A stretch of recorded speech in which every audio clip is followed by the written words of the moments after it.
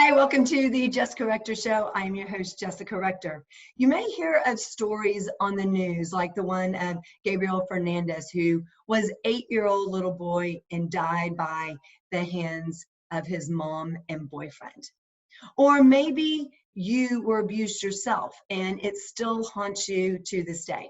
My guest today is Chuck Herrick, and he knows all too well how to turn adversity into opportunity.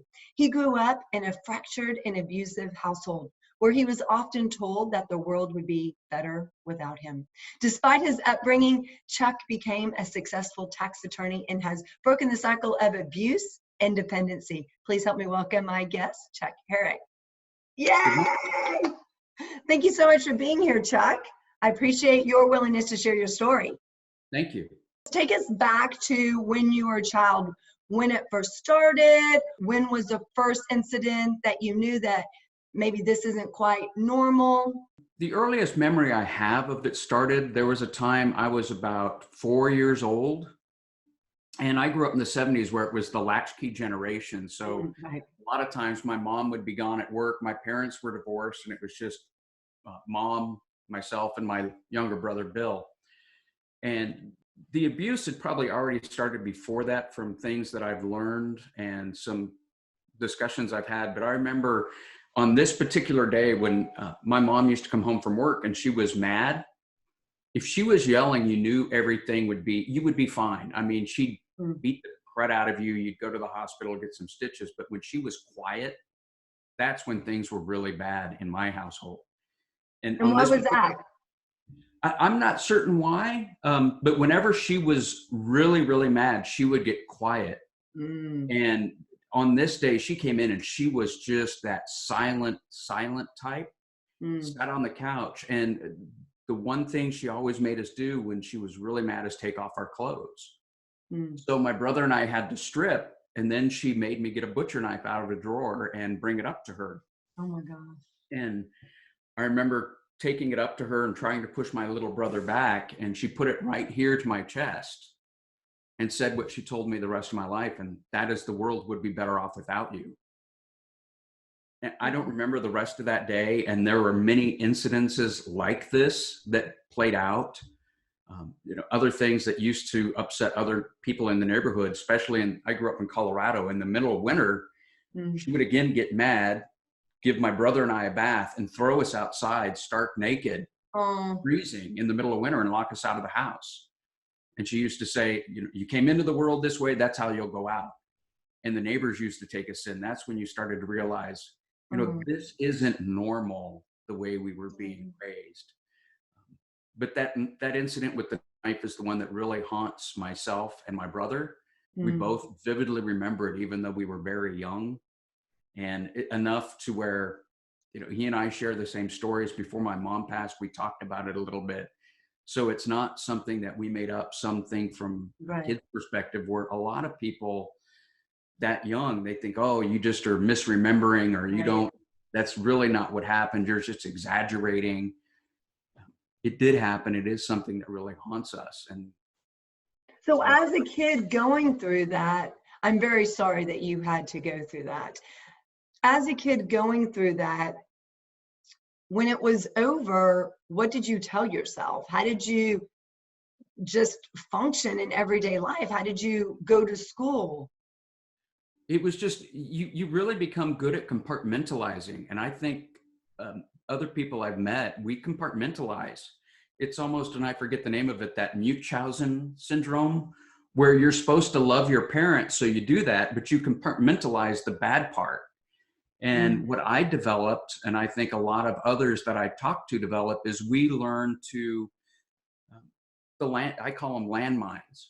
What sets that off? And you try to walk around and you do everything for them to avoid creating that landmine and setting off that monster that's there, because it's there, it's not right. But to deal with, how do you know what that landmine is? Because it may be one thing today and something else tomorrow and something else the next day.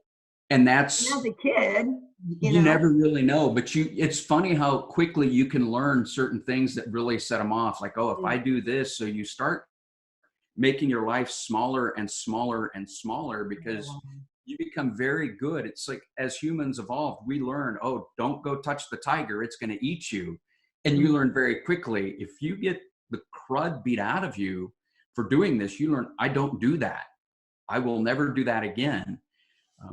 I used to have this box when I learned how to write, and I would sleep with it every night. I would put it over my head, and it would have a list of everything that I couldn't do. Oh, It was my remembering. And it sounds funny, but it helped me really go, okay, I can't do this, I can't do that, can't do this.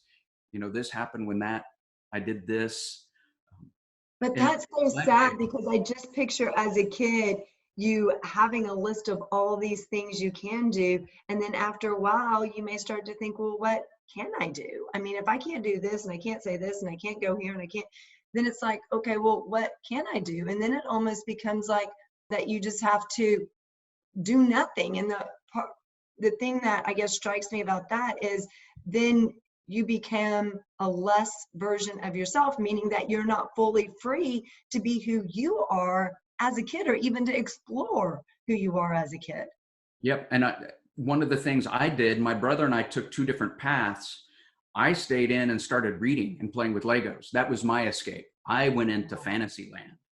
My brother would just be outside and go, he would never come in. He would go climb a tree and just stay up there. What he did in the tree, probably the same thing I did, his own fantasy land, but I would just sit and, you know, escape into books and Legos. And that was my world. It became very, very small in that Did respect. she ever realize, did it get better as you got older? Did she ever realize what she was doing, or the effect that it was having on you? Or did you live that way literally from the time you were 4 until you left the house?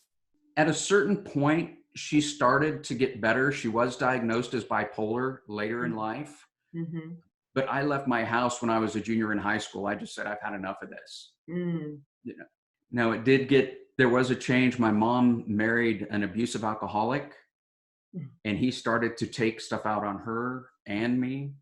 And it shifted a little bit then when he started to beat me up also, where a little bit of the protective mother came out, but not much.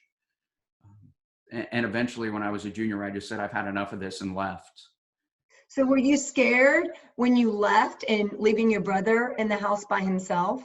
No, and the reason for that, and this is something I didn't learn till much later, my stepdad really loved my younger brother. Mm. Um, one of the other things that happened, I was diagnosed with Legg-Perthes disease in second grade, which put me in a wheelchair and brace all through elementary school. Mm. My middle brother was very slim, outside, athletic, you know, where I told you I would like to hide in books and Legos. So I was sort of the inside kid. My younger brother was an outside kid, and my stepdad, for some reason, loved him. Mm. So he was doted on all the time. Yeah. Up to the point where when my mother was passing, I remember on her deathbed, she looked at me and said, you know, I'm sorry. I wished you could forgive me. And we talked about it, and she goes, but I do love your middle brother more, or my younger brother then. She had another child eventually. So, and we all knew it. I mean, Wow, she said that to you? yeah. I mean, even though she was getting better, I mean, the physical abuse wasn't there. There was still this, she could never quite get over the mental. I mean, she's like, I wish you could forgive me. Did you ask her why she loved him more? We tried to, but she was so doped up on morphine for Yeah. the cancer she was suffering from. The answer she gave really didn't make Yeah. sense, because all of us brothers were in the room at the same time, and we're like, we have no idea what she's saying, but we caught that Bill, that's my younger brother, was the favorite son. So what does that do to you growing up, knowing that you're not the favorite, or that you're not as loved as much as someone else? What does that do to you emotionally and mentally? There's a lot of things that happen with that, and you withdraw, you believe that you can never amount to anything, and it's Mm. very hard to get out of that. It's very hard to let anybody in.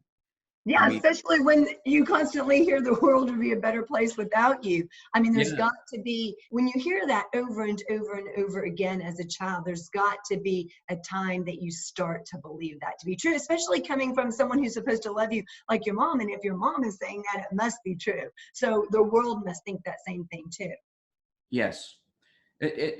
So relationships of me have always been hard, because there's a part of me that's just locked up. Now I have a daughter now, and I said I would never do to her what was done to me. And we have a great relationship, but other relationships are really, really hard. I have very few close friends, where other people have these huge groups. Mine are very small because it takes a lot for me to let somebody in, to really trust them, because And that's what's interesting, Chuck, is so especially when it happens with someone that you know, that you trust, that's supposed to love you, and it happens for so long. How do you start trusting anybody? I mean, at all, in order to create any kind of relationship? you have to be brutally honest. And part of that, you have to look at, okay, what is this person doing? And be honest about it. Are they really trying to give you something? Are they opening up to you? And some of it you have to go through counseling, I think. At least from my point of view, that worked for me, or some other group. And you start to realize, okay, this person isn't there to hurt me. And you build trust little by little.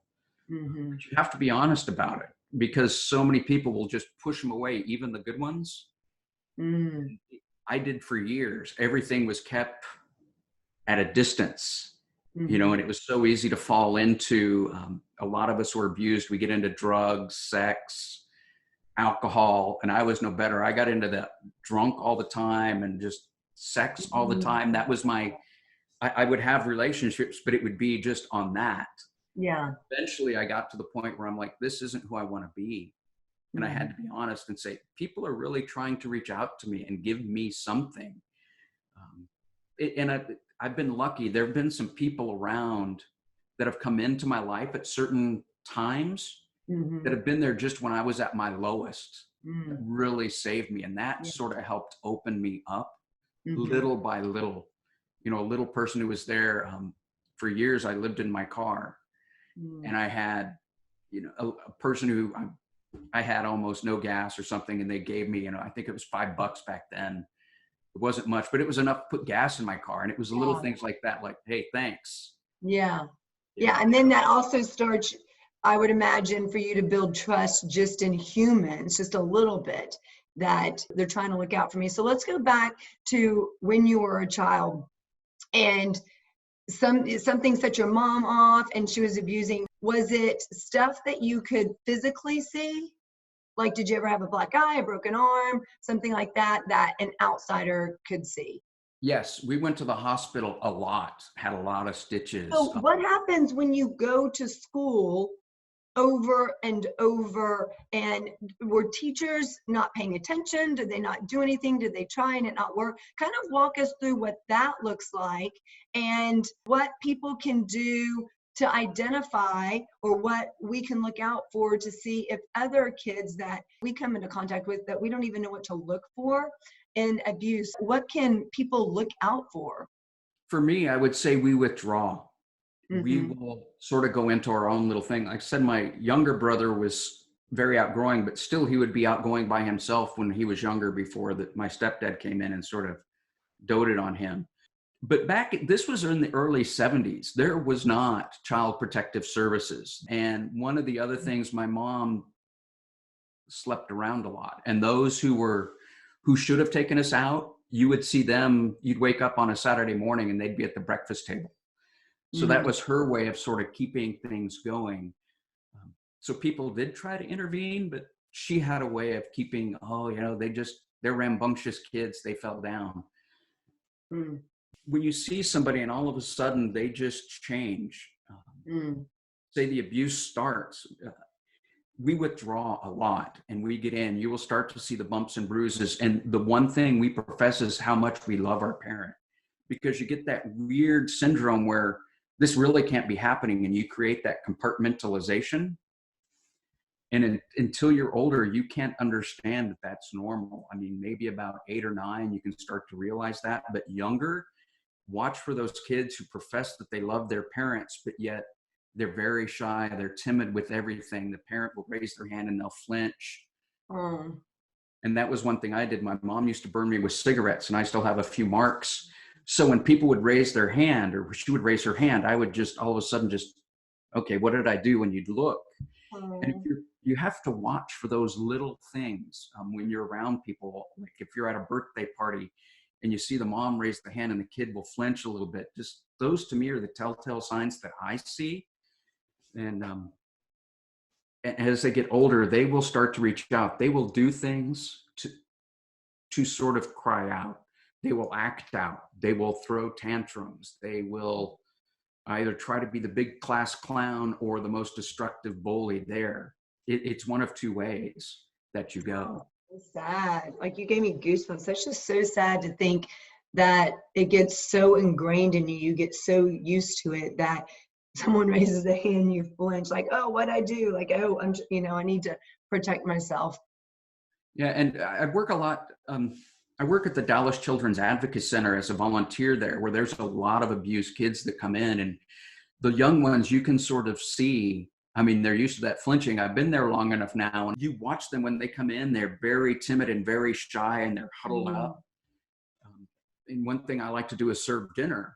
And this is a funny game that I do, but I'm known as the wrap man because they get to take food home. And I have a funny way. I work in the food industry. So you put the plastic wrap down, the plate, another plate on top, and wrap it. They've never seen it. So we play a game, and all of a sudden there was one little boy who had really been abused, and slowly over time, now I'm the wrap man. He comes in and gives me a hug, and he always wants to take food home, even if there's nothing in there, because we have a little wrap game. But you could see when he came in, he was just timid, and he was just in himself. Yeah. And but how cool is it to see the transition from him being like that to loosening up and starting to trust you more? That's got to be cool to see. And it's trying to be very consistent, and that's the hard part. A lot of people want to scoop in or just jump in, and they're there and they're gone. To help people like that, you need to be there consistently. That's the only way I found that worked for me or for others, is building up trust. Yeah. Other people would come in and they'd want to fly in and do this, and then they'd be gone. But to build up trust, you've got to spend the time. And it just takes time just with anyone to build up trust, especially someone like a kid who's been abused. Yes. So how did you start to just get confidence in yourself, just to start to believe in yourself and to recognize, okay, what she's been telling me all these years is not in fact true? This is sort of funny. The one thing I use is spite. That is my number one thing that I use, because I'm going to prove her wrong. It creates a lot of power. And if you think about that, it's not a bad thing. A lot of people use it. I mean, think of Tom Brady.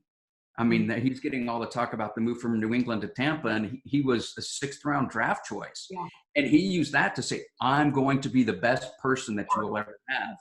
That's a great use of spite. And that's what I used. It was, in my family, nobody ever went to college.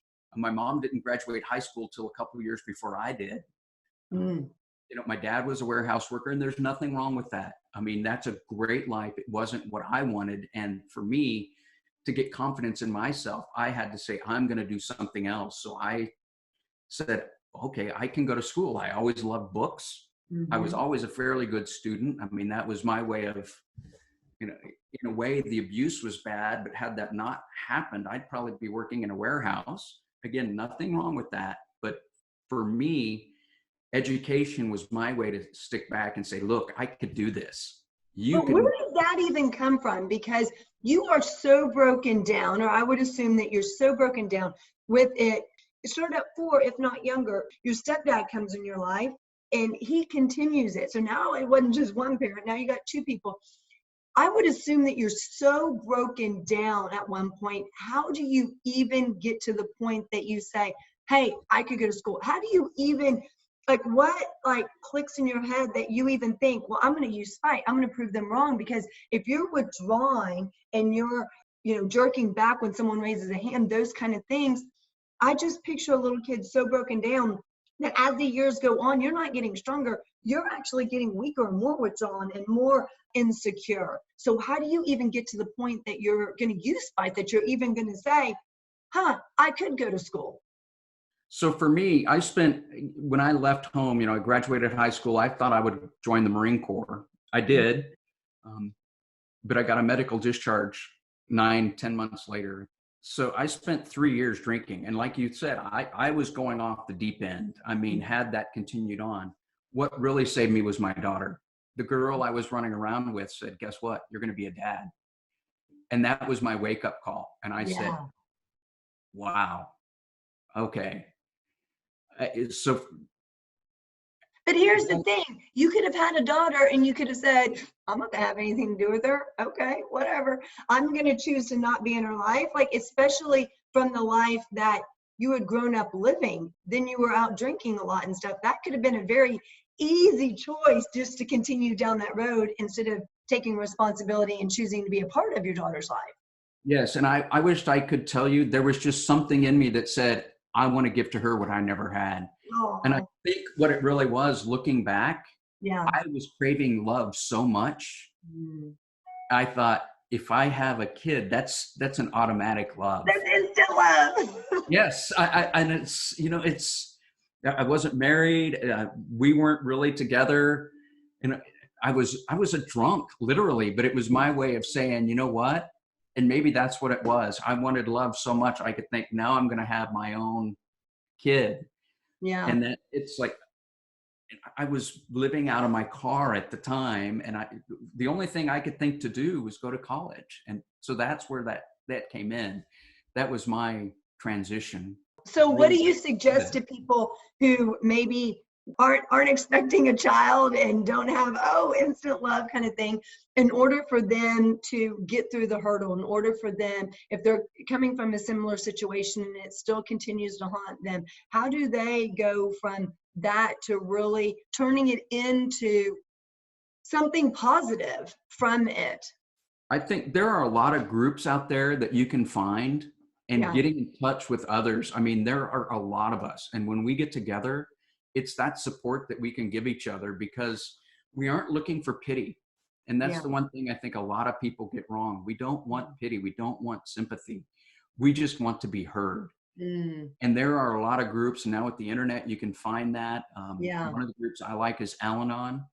Yes, it comes out of an alcoholic group, but it's a great way to get together. There's also some other child abuse survivors groups out there that I'm a member of. And you can get online and it's just somebody to hear you. Yeah. And I found for me that was a great way to get back. And I sort of got turned on to them one point, and I was arrested, and I spent about a month in jail. Not for anything big. I couldn't pay my traffic tickets. So the judge says, great, you owe this much, $100 a day. You get to go to jail. That's sort of what got me sobering up to start with. And that's where I say there is little things that happen for me. Just at the right time. And you would think, how does going to jail help? But it was, okay, here I go. And then all of a sudden I got turned on to some other people that were there that were abused.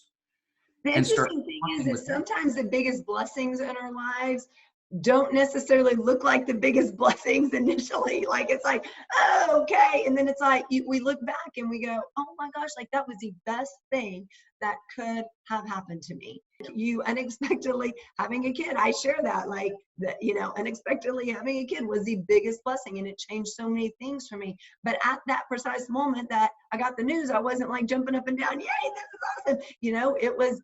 It was heartbreaking in a lot of aspects, and I was disappointed in myself. But it's like, looking back, it's like, oh my gosh, that thing really was the best thing that could have happened to me. And I love how you say, like, these things in your life happen, but what's interesting about that is that you took them and you grabbed onto them. And instead of you saying, wait, this is ruining my life, going to jail, that's ruining my life, you said, this is an opportunity for me to get sober. When the girl was unexpected pregnant, you're like, this is an opportunity for me to feel love and to know what that feels like. Because I think the easier choice in those would have gone back would have you been going back to the way things were? Going back to drinking every day, going to not wanting to be a part of her life. But in some ways you made the harder decision, and it's made all the difference in your life by making those decisions. And I love how you said that, there's a lot of us out there. And I think it's a lot more apparent than we recognize. But the thing is I think people are not so outspoken about it because of the fact that there tends to be a lot of shame associated with it.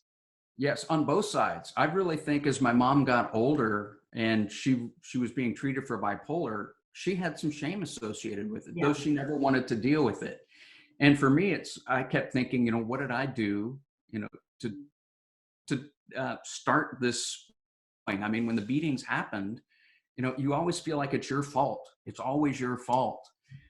And that's where we withdraw, and you really need to watch out for that. But, as people get older, and I know a lot of people will go, maybe not take the harder path. And that's where you just have to hold space for them, for lack of a better word, and just be open and be consistent. It's a lot of hard work to be a friend or in a relationship with somebody who's like that, because you have to hold space and be consistent and be there. And that's one thing I love about the volunteer work I do. I mean, having been through there, you get it. Yeah. No, it's not giving them pity. It's like the rapping game. It's doing something fun to create that connection. And if they want to talk about what happened, they will talk about it. But you have to let them come forward, and you can't just say, hey, tell me what's going on. What's your mom doing? It's, hey, how's life treating you? What do you love to do? Let's sit and play Legos. And then we'll come out. And once you establish, when they feel like they can trust you, then they'll start to open up and share more. Yeah. So I guess going your agenda on them, give them the time to share it. Yes, because it's going to rock their world. And a lot of times when you're abused, you think you deserve it. Really, I felt like I deserved that. That was all the best I could do. And, when I was younger, one of my things was, well, it could always be worse. Because you would hear that all the time. It could always be worse. And she would tell me how it could be worse. Once you graduated high school, you found out that you were about to be a dad. You decided you were going to college. What kept you on that path, even though, now you're in the midst of college, you became a dad. What kept you on that path to become successful? Being honest and looking at my daughter. Those are the two things. I looked at her and I said, yeah, I'm going to do right by her. I found my one thing that kept me going. And I knew if I was to fall short, it would come back on her. And I didn't want to do that. So I found something greater than myself, whether that's church for other people, a relationship, writing a book, some sports activity, like maybe I want to be the fastest sprinter or something bigger than you. I mean, and honestly, and I cannot stress this enough, my daughter saved my life, literally. That's awesome. Looking in her eyes when she was young, going through college, that was all I needed when she would say, Dad. She still to this day calls me Daddy, and it's Daddy, I love you. It still gets me here. Of course, yeah. Especially with her being an adult saying that. That's cute. So kind of sum it up for us, Chuck. What is something that we can look for in other kids to help identify? What can we do if we see it, just from your experience in what you would suggest? And then also, if there's anyone out there who is still struggling with this themselves, the things that happened to them as a child, what should they do to help mend that and find peace? So to see that, look for kids who are withdrawn. And we'll just see that. I mean, to me, that's the biggest indicator. You get a bunch of kids out there. Now, some kids can be shy, but if you see they're withdrawn, look for them flinching. And I guess that's something I'm predisposed to see that. If you think that's happening, just try to be their friend, but get a hold of somebody now. I mean, unlike when I was young, you have Child Protective Services. There's Dallas Children's Advocacy Center. There's CASA. there are a lot of resources Lots out of places, no matter where you live, that can help. Lots of resources available. Correct. And then, I'm sorry, what was the second question you had? Is as an adult, if you're still struggling with something that happened to you as a child, some kind of abuse that happened to you as a child, very quickly, what do you suggest to them? How to get help, how to find peace? Where should they go to mend? My thing is, if you can afford it, counseling. If you Okay. can't and you're religious, go talk to your priest. They can get you tuned in to a lot of resources in your community. There Okay. are groups out there online, childhood survivors, that are there. We meet generally once a month online and have a pretty active blog post. And you'll just Google childhood survivors. It'll get you Okay. connected to that. They're out of Australia, and it's a really, really good group that we have.